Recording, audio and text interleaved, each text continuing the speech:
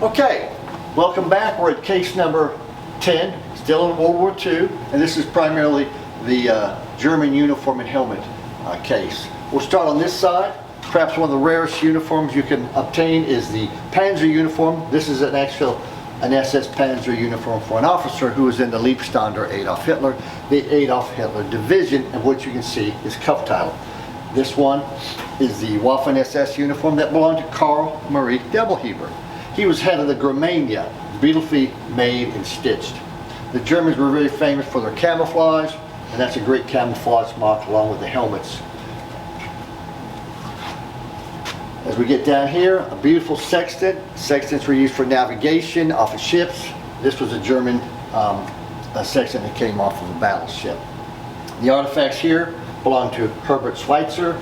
He was in the Leibstand to Adolf Hitler also, and he was a predominant speaker in the 60s and 70s of his life and his belief in Nazi Germany. The uniform here is a full Army general, and it belonged to a German general in the Military Justice Division. Kind of a rare uniform to find. The Hitler Youth uniform came out of a house in Detroit. A man perishes, his family finds that up in the attic, and I bought it from them, complete with everything.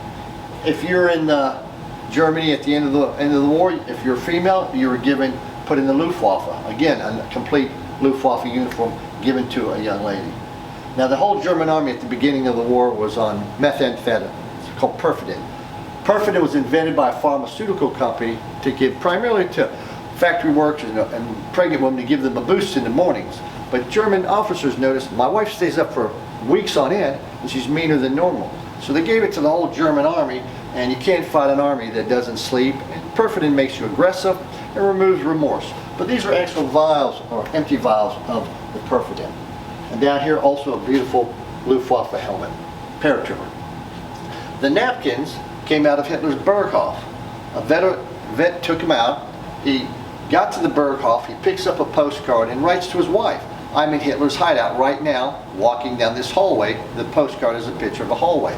He takes the photo album, writes his name and unit number, and then he takes the napkins off of a table. So, and here's a picture of the table that they came off of. And there's a picture of Eva Braun's sister, Greta, that is at that table.